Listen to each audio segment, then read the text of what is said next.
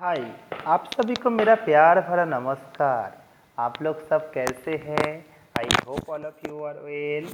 आज के वीडियो में हम डिस्कस करने जा रहे हैं सी टेट 2015 का PYQ, that means previous year question. और जो क्वेश्चन आपका कमिंग सी टेट एग्जाम के लिए बहुत ही इम्पोर्टेंट होने वाले हैं। So I request you watch this video till end. चलिए स्टार्ट करते हैं क्वेश्चन नंबर 5 से। इसका पहले क्वेश्चन हम डिस्कस कर चुके हैं प्रीवियस वीडियो में। You can watch this video. Okay, question number 5 में क्या कह रहा है? Which of the following statement is most appropriate about children making error? Which of the following statement is most appropriate about children making error? Dear teacher, respected teacher, आप class में कोई problem देते हो, कोई भी सॉल्यूशन के लिए देते हो, आपके बच्चे अगर गलत करते हैं तो उसी कंडीशन में आपका क्या व्यू होगा? अगर कोई बच्चे गलत करते हैं कोई भी प्रॉब्लम को, तो वो क्या चीज़ है? देखिए ऑप्शन को पढ़ के हम जानते हैं। ठीक, to avoid make error children need to imitate the teacher. Error को अवॉइड करने के लिए एक चिल्ड्रेन हमेशा टीचर को इमिटेट करे क्या? तो गलत ऑप्शन है। देखिए जरा सा सोचिए, to avoid error children should imitate the teacher. Children हमेशा टीचर को इमिटेट करेंगे क्या? नहीं। देखिए क्वेश्चन ऑप्शन 2 क्या कह रहे हैं? Children's error need to be taken seriously and they should be punished. ये जो पनिश्ड वर्ड आया ना, इसी से ही पता चला ये वर्ड नेगेटिव वर्ड है और ये ऑप्शन गलत है। ठीक, इसमें से आपको भी पता करना है। Children's committed error since they do not have capacity to think. Children's हमेशा एरर करते जाएंगे अगर उनका अंदर में थिंकिंग कैपेसिटी ना आए। तो थिंकिंग कैपेसिटी ना आए क्या है? चिल्ड्रेन हमेशा गलत करते रह जाएंगे। आप एक आइडियल टीचर्स हो तो आपका काम क्या है? हमारे बच्चों में थिंकिंग एबिलिटी लाना है। ठीक, और ऑप्शन 4 देखते हैं। Children's error are window into how they think. Children's error are window how to think. देखिए बच्चे जब एरर करके लेके आते हैं, हम बच्चों को कोई प्रॉब्लम दिए हैं, साइंस का कोई प्रॉब्लम दिए हैं, मैथ्स का कोई प्रॉब्लम दिए हैं, बच्चे एरर करके लेके आए हैं, उसमें आप एक आइडियल टीचर हो, आपको पता चलेगा वो बच्चों कौन सा वे में सोच रहे हैं, in which way this children is thinking. ठीक, you can able to know how this children is think about this problem, and according to his or according to her thinking he solve the problem and bring to you, and you have to correct it. your responsibility होगा आप उसको correct करना और उनका thinking को बदलना, सही दिशा में लेके जाना। आइए देखते हैं question number 6। Assessment is an integral part of teaching learning process because, देखिए अगर हम असेसमेंट नहीं करते हैं, बच्चों को असेसमेंट नहीं करते हैं, तो टीचिंग लर्निंग प्रोसीड्योर हो सके अधूरा रह जाता है दोस्तों।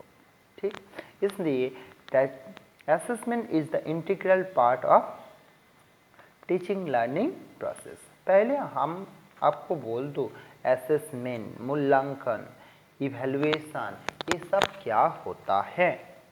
डियर टीचर्स, देखिए evaluation and assessment is the part of education. Assessment केवल सब्जेक्ट का होता है, जैसे बच्चों के जो सब्जेक्ट पढ़ रहे हैं, science, maths, geography, history, civics, है ना, लैंग्वेज, उस सब्जेक्ट का असेसमेंट होता है। और इवैल्यूएशन जो होता है, evaluation it is the broad term. Evaluation में बच्चों का एडुकेशन का असेसमेंट के साथ, मार्क्स के साथ साथ उनका मोरल डेवलपमेंट, उनका सोशल डेवलपमेंट, सारी चीज़ देखा जाता है। ये असेसमेंट जो है केवल सब्जेक्ट रिलेटेड होता है, सब्जेक्ट रिलेटेड होता है। तो assessment is the short term, it is under the evaluation. Assessment is under the evaluation, and evaluation is the broad term where mental, social and emotional development, आप simple सोच सकते हो, एक बच्चों स्कूल में पढ़ रहे हैं, उनका सब्जेक्ट असेसमेंट के साथ उनका को करिकुलर एक्टिविटी का भी असेसमेंट सब मिला के होता है इवैल्यूएशन। तो marks in subject plus assessment, simple सोच सकते हो, असेसमेंट इन को करिकुलर एक्टिविटी।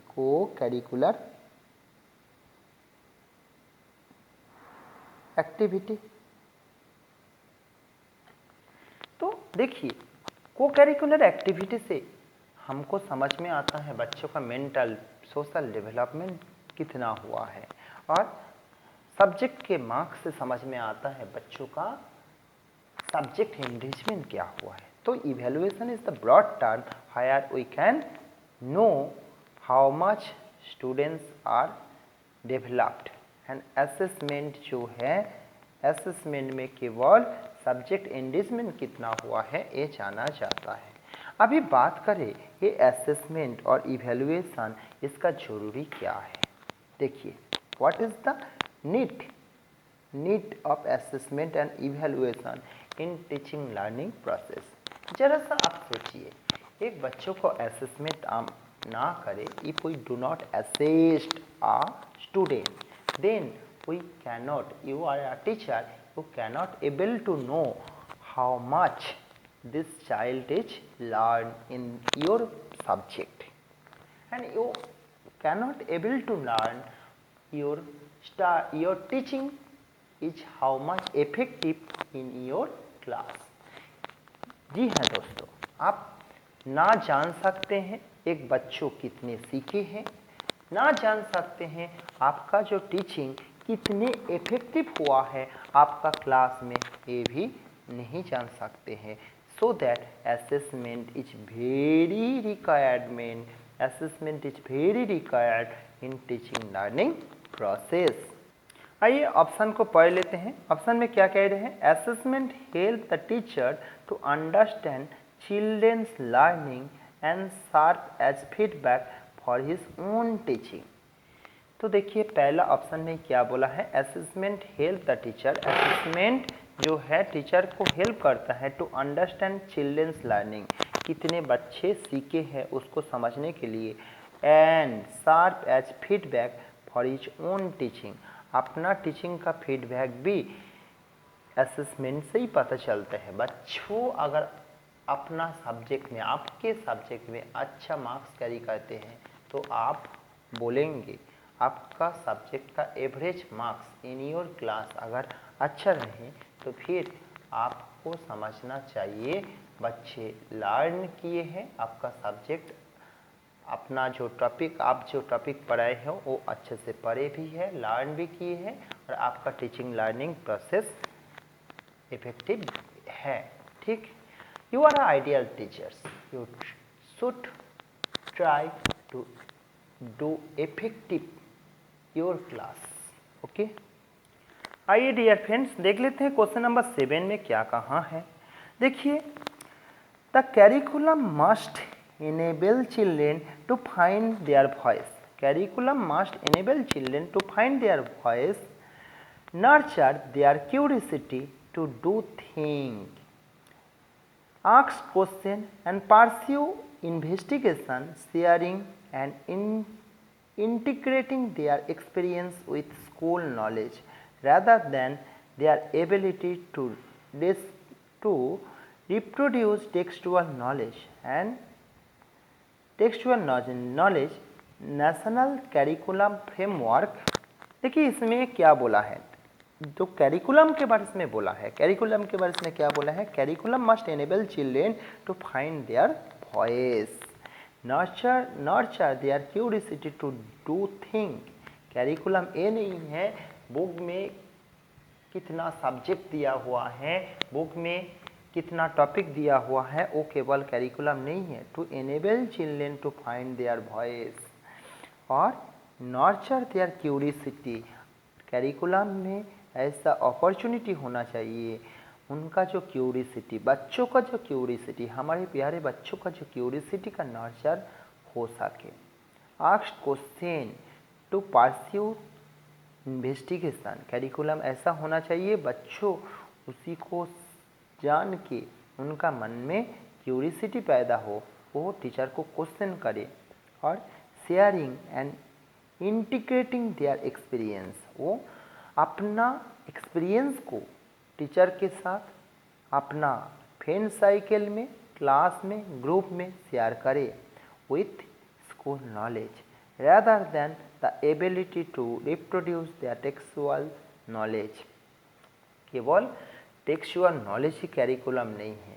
तो इसमें से आपको बहुत कुछ सीखने मिला। कैरिकुलम जो है बच्चों का जो क्यूरियोसिटी को नर्चर करना है, नर्चर करने के लिए कैरिकुलम में अच्छा अपॉर्चुनिटी होना चाहिए, बच्चों का मन में क्या है क्यूरियोसिटी पैदा होना चाहिए और बच्चे क्वेश्चन पूछें, बच्चे अपने एक्सपीरियंस को टीचर के साथ बच्चों का ग्रुप में, क्लास में शेयर करें।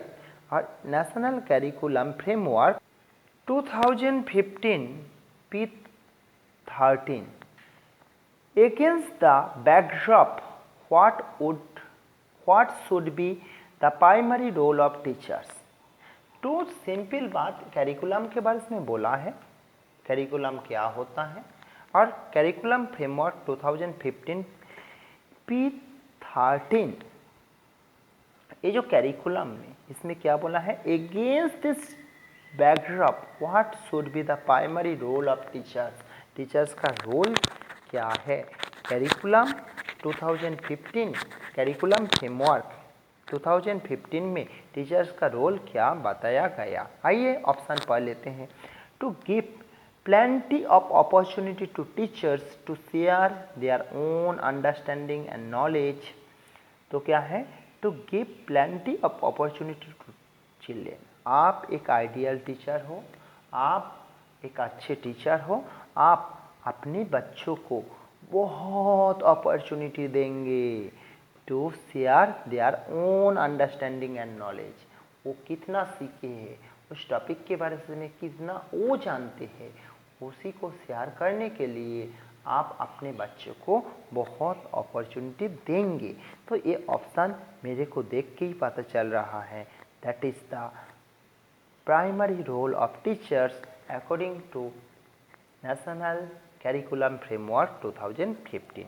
फिर भी नेक्स्ट ऑप्शन पढ़ लेते हैं। To discuss the experience of children focus on the text book. अपना बच्चों का एक्सपीरियंस को डिस्कस करेंगे, केवल टेक्स्ट बुक में पढ़े रहेंगे क्या, ये तो बिल्कुल नहीं, ठीक। To do chapter of text book sequentially, केवल पुस्तकी कीड़ा बन के चैप्टर को मतलब सिक्वेंशियली रटाते जाएंगे, बिल्कुल नहीं। To ensure the teachers H good question and the children write answer in their notebook. बच्चों को अच्छा क्वेश्चन दो, बच्चों आंसर को लिख के लाए और टीचर को दिखाए, काम खत्म। ये ख़त्म तो होगा ही नहीं, बच्चों को लर्निंग तो कुछ होगा ही नहीं। समझ में आ गया, option 1 is the right option. आइए देख लेते हैं क्वेश्चन नंबर 8। क्वेश्चन क्या कह रहे हैं, to encourage children to put in effort in their studies teachers need to. To encourage children, हम हमारे बच्चों को एनकरेज करेंगे। टू पुट इन एफर्ट, वो अपना एफर्ट अच्छे से करे, अच्छे से सीखे, अच्छे से रिजल्ट लाए। इन देयर स्टडी, है ना, वो अपना स्टडी में एफर्ट करे। तो टीचर को क्या करना है, टीचर को क्या करना है, बच्चों, सारे बच्चों अपने अकॉर्डिंग एफर्ट लगाए अपना सब्जेक्ट को सीखने के लिए, ठीक, उनका सब्जेक्ट को सीखने के लिए। उनके लिए टीचर को क्या करना चाहिए, आप बताओ, सिंपल क्या है, बताओ, अभी कमेंट करके बताओ, ऑप्शन पढ़ने का पहले ही बताओ। बच्चों को मोटिवेट करना चाहिए। मोटिवेशन दो प्रकार का होता है, एक एक्सट्रिंसिक मोटिवेशन, एक intrinsic motivation. Extrinsic motivation means बाहरी अभिप्रेरणा। बाहरी अभिप्रेरणा मतलब which motivation come from outside. पापा बच्चों को बोलते हैं तुम क्लास 10 अच्छे से पास कर जाओ, अच्छा मार्क्स लेके मैं तुमको स्मार्टफोन खरीद कर दूंगा। गलती से प्लीज़ जिन लोग पापा हो मत देना स्मार्टफोन खरीद करके क्लास 10 के बाद। बच्चों एडोलेसेंस पीरियड में होता है, बच्चे बर्बाद हो जाता है, ठीक। तो एक्सटर्नल मोटिवेशन, बल्कि पापा जब बोलते हैं आप अच्छे से क्लास 10 पास कर जाना, अच्छा साइकिल खरीद कर दूंगा। साइकिल अच्छा है क्योंकि ना फिजिकल एक्सरसाइज होता है, ठीक। ये है एक्सटर्नल मोटिवेशन, ठीक। टीचर्स बच्चों को बोलते हैं आप अच्छे से पढ़ाई करो, आपका ज़िंदगी में डेवलपमेंट होगा, आप अच्छा नौकरी मिलेगा, आपको अच्छा नौकरी मिलेगा, आप सोसाइटी के लिए कुछ कर पाओगे। तो बच्चों जो अपने लिए अपना खुद का अंदर में जो मोटिवेशन लाते हैं, खुद का अंदर से जो मोटिवेशन लाते हैं, ये है इंट्रिंसिक मोटिवेशन। और एक टीचर जो है बच्चों को उनका सब्जेक्ट में, उनका स्टडी में एफर्ट कराने के लिए बच्चों को मोटिवेट करेंगे। चलिए ऑप्शन क्विकली देख लेते हैं। कंट्रोल द चाइल्ड, चाइल्ड को कंट्रोल करेंगे उनका एफर्ट के लिए, नहीं। कंपेयर चाइल्ड विथ अदर, दूसरी के साथ कंपेयर करेंगे, बिल्कुल नहीं। कंपेयर में अच्छा कुछ भी नहीं होता है। मोटिवेट चाइल्ड, बिल्कुल सही है। और स्कॉल्ड चाइल्ड, बच्चों को डांटेंगे, बिल्कुल नहीं। चलिए question number 9, which one of the statement in the context of emotion, learning and motivation is most appropriate। देखिए क्वेश्चन में क्या कहा गया, 3 फैक्टर दिया हुआ है, इमोशन, लर्निंग और मोटिवेशन। ये तीनों फैक्टर, तीनों चीज़ दिया हुआ है, इमोशन, लर्निंग एंड मोटिवेशन।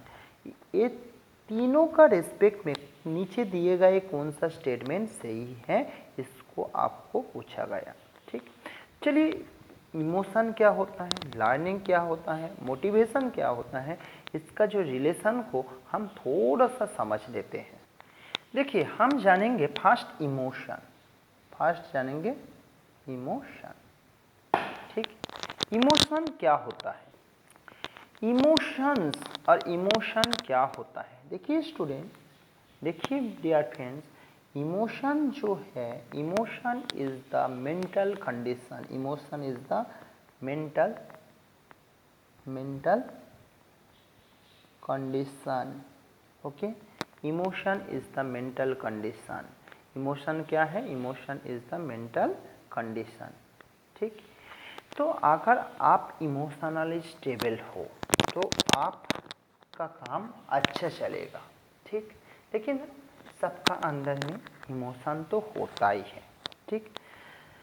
सोचो आपका माइंड में इमोशन है, मेरे को भी कुछ करना है, मेरे को भी सोसाइटी के लिए कुछ करना है, मेरे को भी मेरे मम्मी पापा के लिए कुछ करना है ना, मैं भी अच्छे से जीना चाहता हूँ। अगर आपका माइंड में एक इमोशन है, आप अच्छा कार खरीद करना चाहते हो, आप अच्छा स्मार्टफोन खरीद करना चाहते हो, ये सब चाहत, ये इमोशन, ये जो है इमोशन, आप अच्छा खुशी से जीना चाहते हो, तो ये क्या है, इमोशन। तो इमोशन, इमोशन आपका अंदर में है, आप बहुत अच्छा जीवन जीना चाहते हो, you want to live good life, you want to live a good life, तो आपका अंदर में क्या आएगा, इमोशन ब्रिंग द मोटिवेशन, ठीक, motivation, emotion bring the motivation. तो आप कार खरीद करना चाहते हो, you want to be a rich man, you want to be purchase the iPhone, तो आपका अंदर में इमोशन, आप खुशी से जीना चाहते हो, ये इमोशन आपका माइंड में क्या लाया, मोटिवेशन लाया। तो कार खरीद करने के लिए, आईफोन खरीद करने के लिए आपको क्या होना चाहिए, पैसा अर्न करना चाहिए, और पैसा अर्न करने के लिए आपको अच्छा काम करना चाहिए, है ना, ठीक, मोटिवेशन। और मोटिवेशन, आप जब मोटिवेटेड होंगे अच्छा काम करने के लिए, आप उसी काम को क्या करेंगे, सीखेंगे, मतलब लर्निंग करेंगे। देखिए कैसे relation, emotion is the mental condition, सब everyone to be a happy, sorry every man and woman to be a happy, every one man and woman to, every man and woman want to live happy life. This emotion motivate you to do the work. This emotion motivate you to do the good work in your life, and this motivation help you, to learn this peaceful work, to learn this ideal work in your life.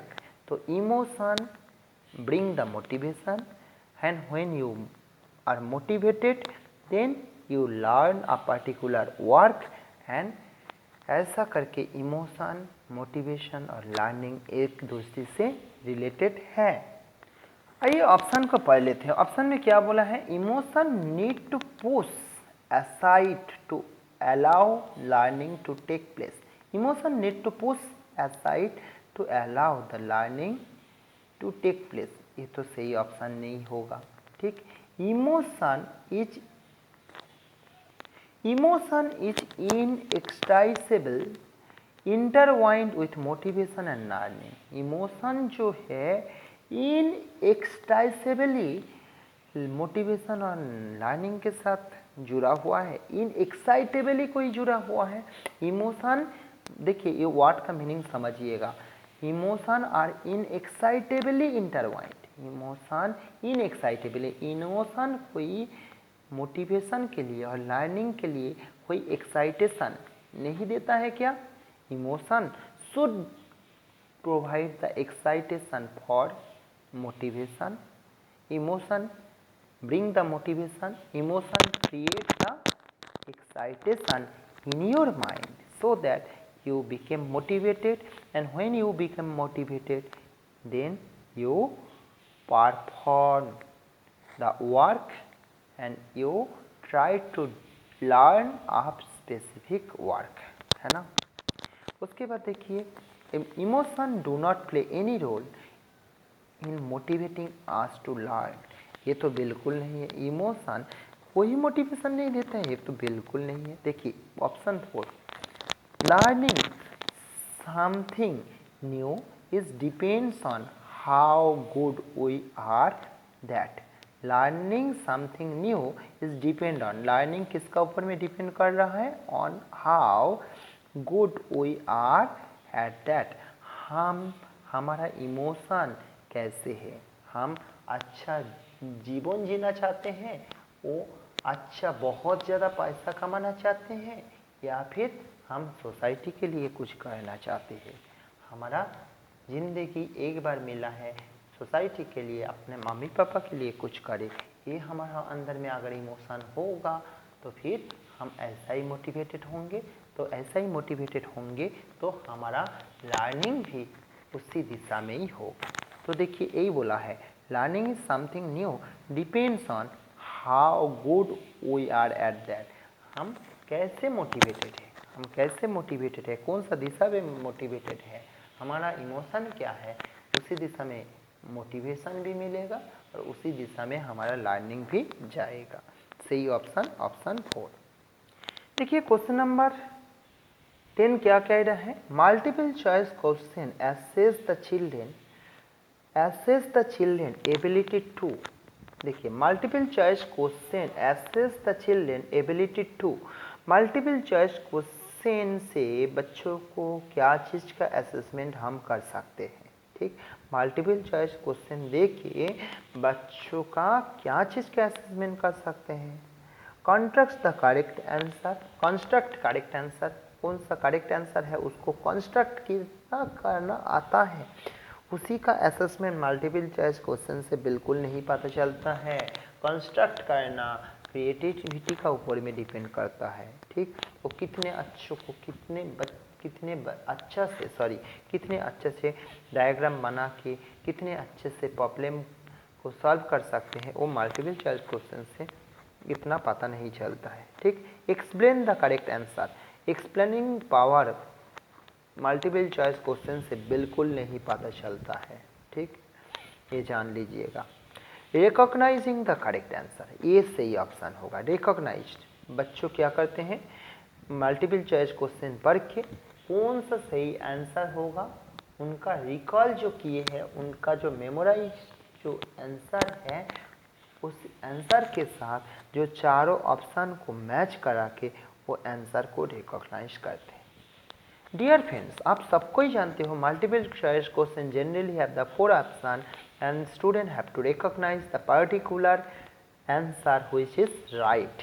So he learned previously, he memorized and recalled this answer previously, or he or she recalled this topic previously, and according to the option given by the examiner he and she have to recognize the correct answer. तो multiple choice question में उनका जो correct answer recognise कैसे कर पाते हैं, उनका learning और मेमोरी और रिकॉल का बेसिस में उसी का असेसमेंट होता है मल्टीपल चॉइस क्वेश्चन में। ओके, रिकॉल करेक्ट आंसर, केवल रिकॉल करेंगे नहीं होगा, रिकॉल करके रिकॉग्नाइज करना भी है करेक्ट आंसर को। देखिए क्वेश्चन नंबर 11 में क्या बोला है, the process of socialization does not include, process of socialization does not include, process of socialization में कौन सा इंक्लूड नहीं है, आप ऑप्शन को देख के बताइएगा, है ना। Acquiring value and belief, genetic transmission, learning the custom and norms of a culture, acquisition of skill. तो आपको जानना होगा कौन सा ऑप्शन सही है, ठीक। Acquiring value and belief, socialisation में सोशलाइजेशन क्या होता है, 2 मिनट देखिए सोशलाइजेशन क्या होता है। देखिए एक बच्चे अपना घर में जन्म लेता है ना, एक बच्चे अपने घर में जन्म लेता है ना। बॉर्न होने के साथ साथ एक बच्चे जन्म लेने के साथ साथ वो कहाँ आता है, सोसाइटी में आता है ना, सोसाइटी में आता है। सोसाइटी से, सोसाइटी मतलब क्या है, उनका आसपास मम्मी पापा चाचा चाची दादा दादी जहाँ पर उन्होंने जन्म लिया, दैट इज़ द सोसाइटी। और सोसाइटी से जब जब बड़ा होता है, when this child is growing and growing, he and she got the knowledge from this society। क्या चीज़ का नॉलेज मिलता है उनको, उनका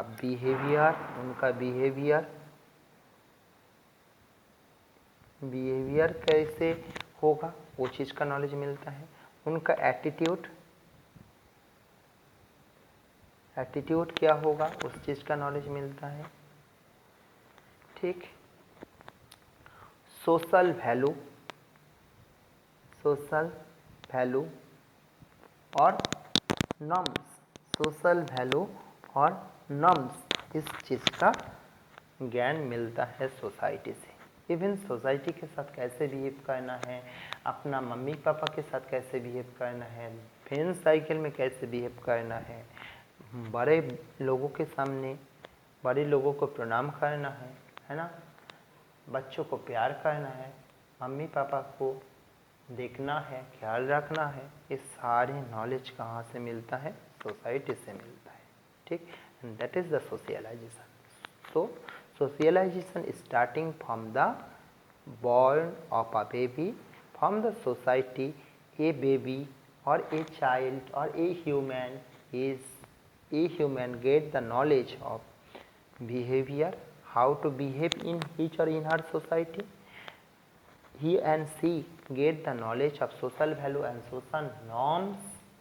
कौन सा सही है, सोसाइटी क्या चीज़ को पसंद करते हैं, क्या चीज़ को पसंद नहीं करते हैं, उनका अकॉर्डिंग उनको काम करना है। ठीक, एटीट्यूड का डेवलपमेंट सोसाइटी से होता है। लेकिन यहीं पर जो ऑप्शन दिया हुआ है, transmission of genetic information, transmission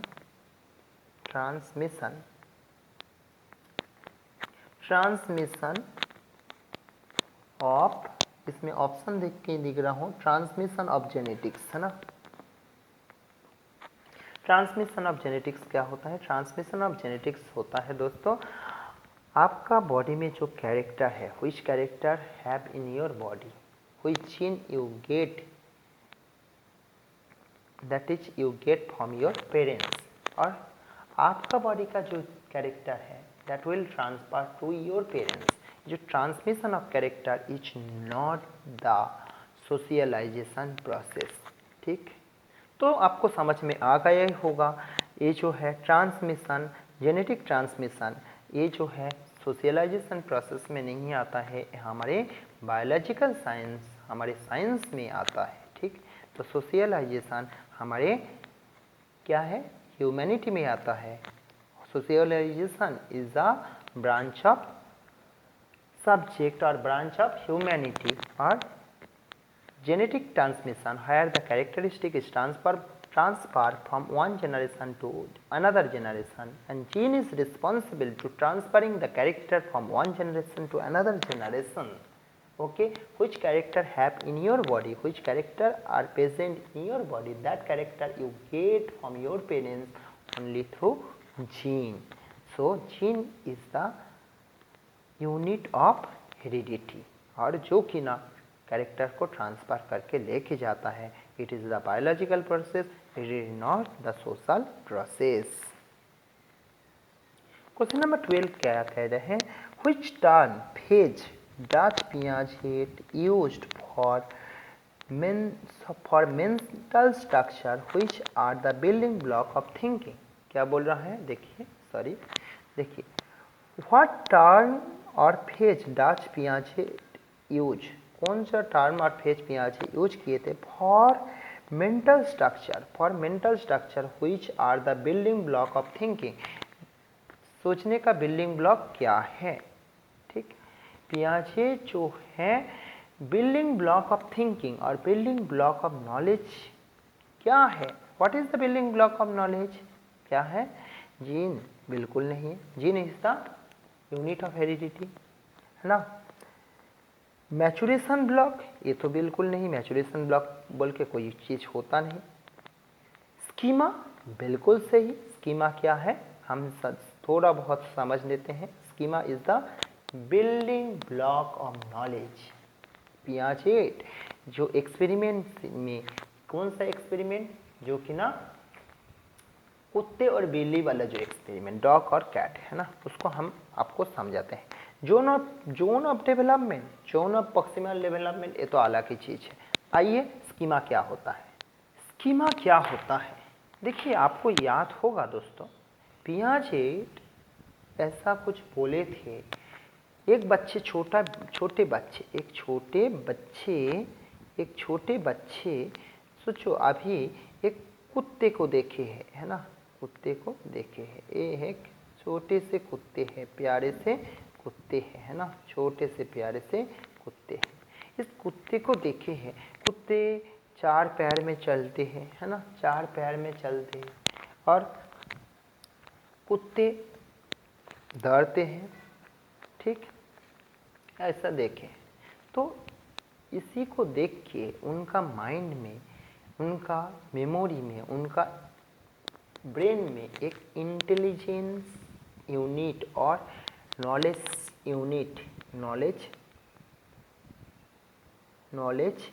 unit बन गया उस नॉलेज यूनिट को कहा जाता है, उस नॉलेज यूनिट को कहा जाता है स्कीमा। ठीक। सो क्या हुआ, बच्चों एक कुत्ते को देखे हैं, कुत्ते को जब देखे हैं उनका मम्मी पापा बोले हैं देखो बेटा वो एक कुकुर है, कुत्ते है, ही दिस इज अ डॉग, है ना। ठीक। तो when his father and mother tell this is a dog, in his memory, in his brain, schema of dog has been developed। ठीक। उसके बाद उन्होंने कभी एक दिन एक बिल्ली को देखे, बिल्ली को भी देखे, ठीक, बिल्ली को भी देखे। वन डे ही और सी लुक अ कैट, तो कैट को देख के, कैट भी चार पैर में चलते हैं, उनको देख के लगा कैट भी, ये कैट को तो कैट नाम से उन्होंने नहीं जानते थे, तो उनको लगा वो जो कैट है वो भी डॉग है।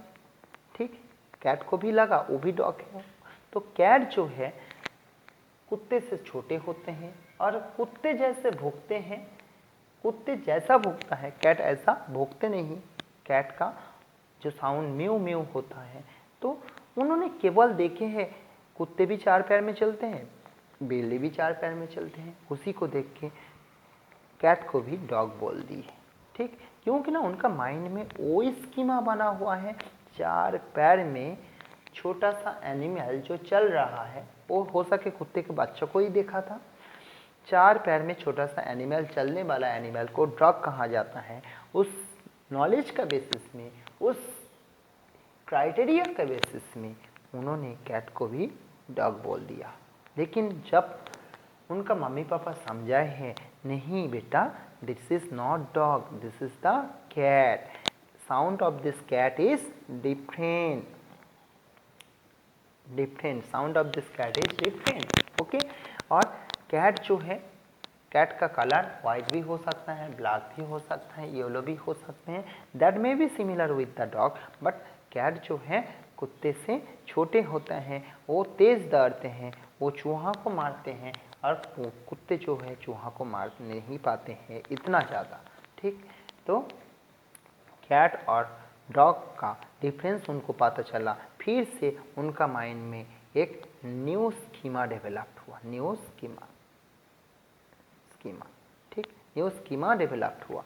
क्या चीज़ का न्यू स्कीमा डेवलप्ड हुआ? Cat is difference from the dog, cat kill the rat and cat is may somehow smaller than the dog। Okay, तो ये जो न्यू स्कीमा डेवलप्ड हुआ, ये जो है स्कीमा क्या हो गया? Schema is the intelligence unit और unit of knowledge according to the Piaget. तो पियाजेट क्या बोले थे जानते हो? पियाजेट बोले थे baby born with few schema, baby born with few schema,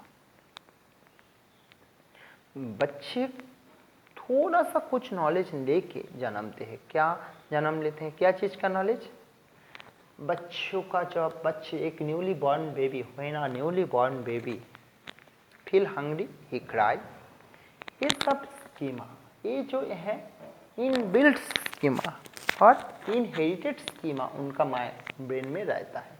and जब बच्चे बड़ा होता है, when a baby is growing और developing, new schema are developed in his और इन हर ब्रेन। तो that is the general concept of schema. आइए फिर देख लेते हैं क्वेश्चन नंबर 13। क्वेश्चन नंबर 13 में क्या बोला हुआ है देखिए, according to Vygotsky, according to Vygotsky, Vygotsky के according, according to Vygotsky, why children speak to themself, children जो हैं 2 से 7 साल के जो बालक बालिका होता है, वो बच्चे अपने आप के साथ बात करते हैं। ये क्या है? देखिए आप भी किए होंगे, थोड़ा सा याद कीजिए, थोड़ा सा रिकल कीजिए। देखिए आप जब बच्चे थे, छोटे छोटे कार लेके आप बोलते थे मेरे को कार लेके ऑफिस जाना है, फिर कार लेके घर आना है, और आप छोटे छोटे डॉल लेके खेलते थे। आप बोलेंगे, आप खुद को ही बोलते थे आज है ना मेरे डॉल का शादी होगा, आज मेरे डॉल का बर्थडे है, मैं मेरे डॉल के लिए केक खरीद कर के लाता हूँ, आज मेरे डॉल के लिए बर्थडे सेरेमनी होगा, मैं और दूसरा फैमिली का डॉल को इनवाइट करके लाऊंगा, यही खाना बनेगा। ये सब क्या है? बच्चे अपने आप को इंस्ट्रक्ट करते हैं। स्टूडेंट्स और child of the 2 to 7 years they instruct themselves. वो अपने आप को बोल बोल के अपने आप को इंस्ट्रक्ट करते हैं, ठीक। That is known as the private speech, that is known as the private speech. Okay, बच्चों जो है अपने आप के साथ बात करते हैं, ठीक। Children use to speech to guide their action. Children जो है अपने आप को गाइड करने के लिए, ठीक, how he and she do the work. To guide this work he and she instruct himself or herself by talking with him or her. That is known as that is observed by the Vygotsky। और ये जो है self instructing skill होता है, that is known as the self instructing skill. अभी आप पूछेंगे sir मेरे उम्र तो अभी 6-7 साल का नहीं है, तो मैं तो अभी अपना खुद के साथ बात करके बोल बोल के बात करके इंस्ट्रक्ट नहीं करता हूँ। जी है दोस्तों, आप भी अपने आप को इंस्ट्रक्ट करते हो। You also instruct yourself for doing any work, for doing any performance, but you think and according to your thinking you perform your work.